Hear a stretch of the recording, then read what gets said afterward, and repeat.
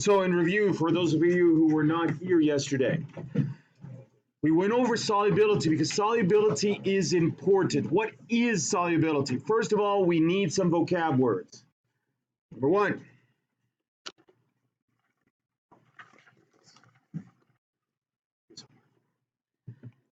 what is solute? Solute is that which is dissolved.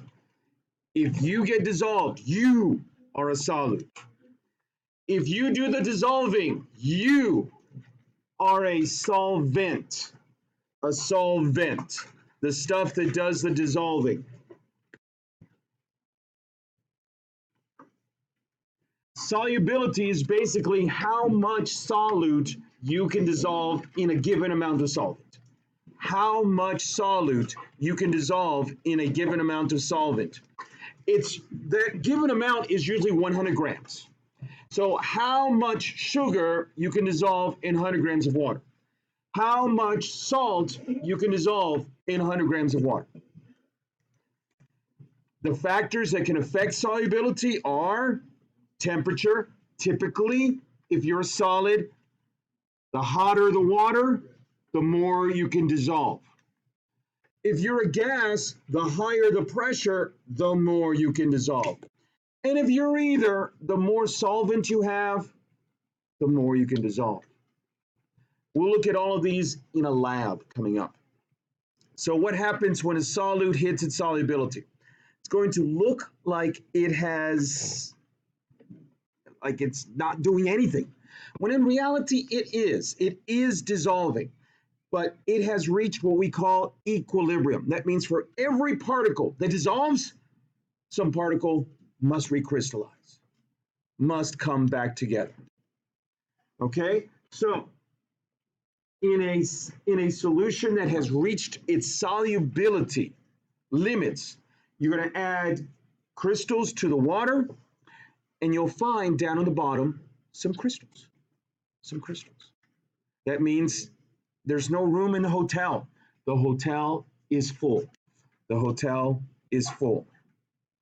Why is temperature important? Because, as we'll see in these solubility curves, the hotter the temperature, typically, the more you can dissolve. So the difference between iced tea and hot tea, we know that the hotter you get the water, the hotter you get the tea, the more sugar you can dissolve. The sweeter you can make the tea. A solubility curve is going to graphically show you these limits. I expect you to be able to answer questions based on these solubility curves. So very quickly, let's go through them. Using the graph. What is the solubility of KNO3 at 0 degrees Celsius? So find KNO3. Potassium nitrate. Right there. Right there. Go to 0 degrees Celsius. Notice the temperature is down at the bottom, right there. And then move up. Where does that point intercept the y-axis?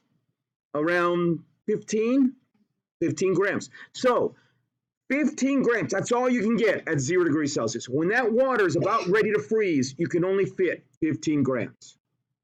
At 50 degrees Celsius, go to 50 and go up till you intersect the line, and then go over around 81, 82. Obviously, you can't be exact here, so I'm always going to be looking for around this number. And finally, 90. 90, go up, go up, go up, go up, go up, go up, go up, and it intersects right at the top at 200 grams. Easy peasy. Why are we stressing this? Well, besides the fact that we need to know it for chemistry, ACT, right? The science portion of ACT is all about interpreting graphs. I know, but it is what it is. So what is the solubility curve like for NaCl?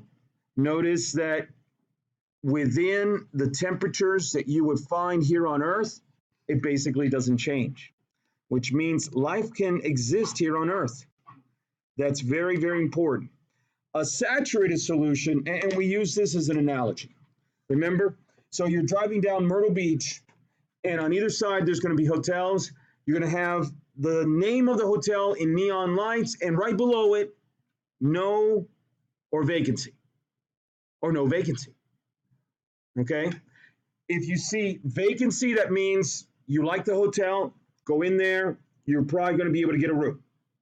If it says no vacancy, that means every room they have is taken. Don't bother going in.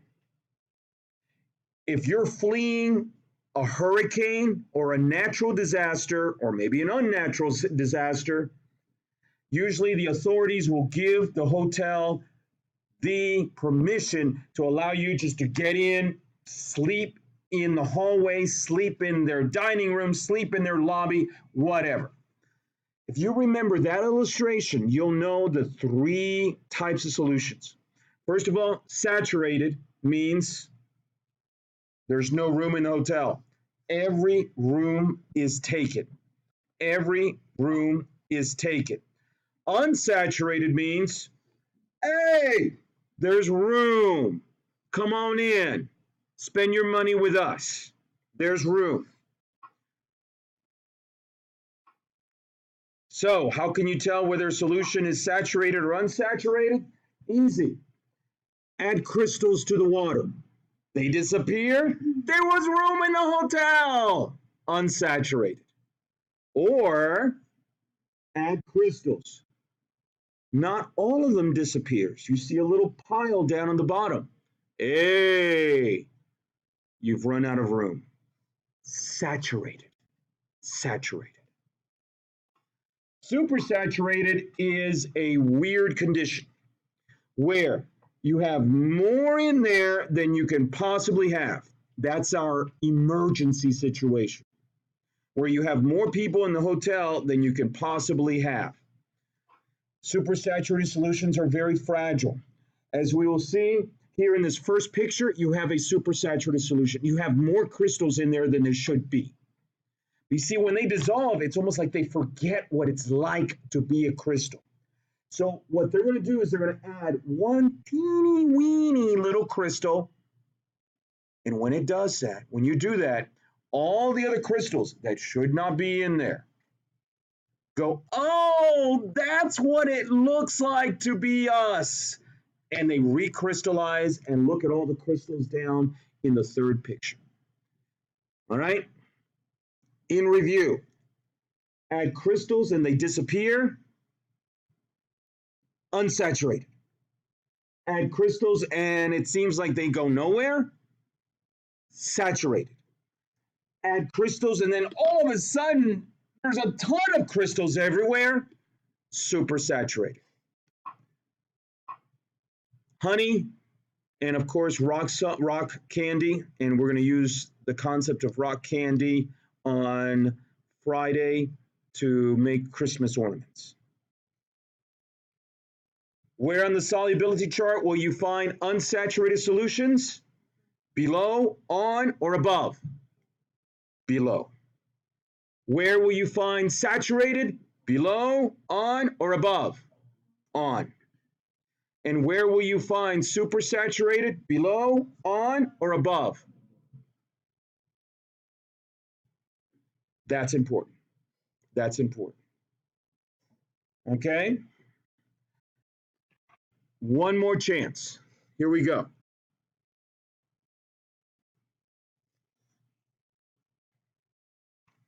Three solutions.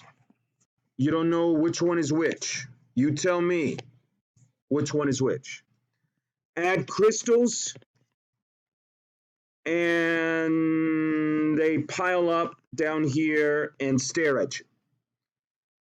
Raise your hand if you think you got it. What is it?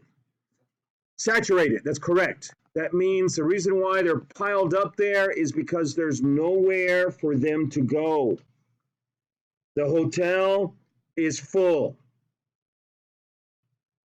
Second situation.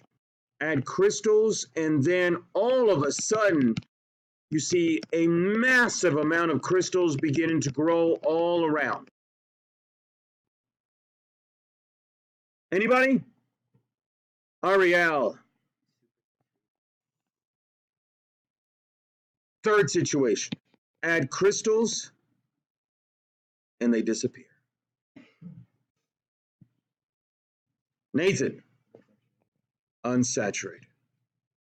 All right. Let's see it for reals.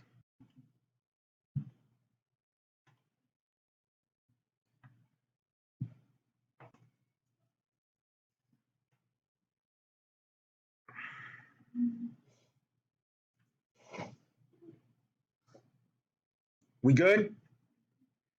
Everyone? Good? You understand the concept?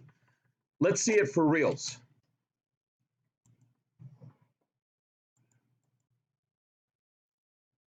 Unsaturated.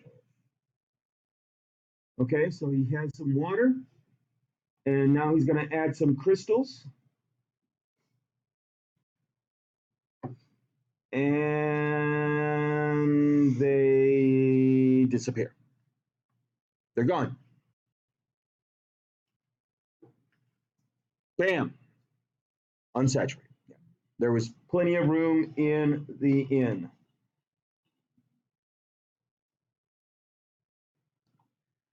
Saturated. He's going to add crystals. And this time they go down to the bottom. And it doesn't matter how much he stirs.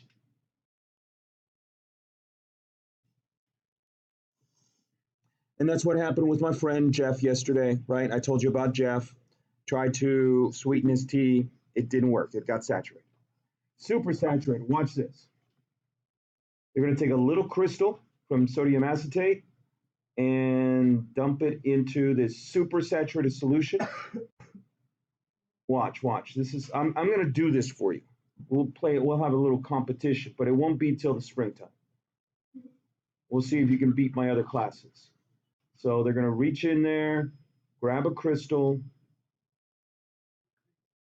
that's all it takes, because all the other crystals have forgotten what it feels like to be a crystal, and bam. Who's ever had a little packet called a hand warmer? Okay, the hand warmer is a supersaturated solution of that stuff. There's usually like a little disc inside that you have to break. The disc has crystals inside, so when you break it, crystals are released, and this happens. You see, in order to dissolve it, you have to add energy. But when it recrystallizes, that energy comes back and it warms up your hands. So that's why that's important.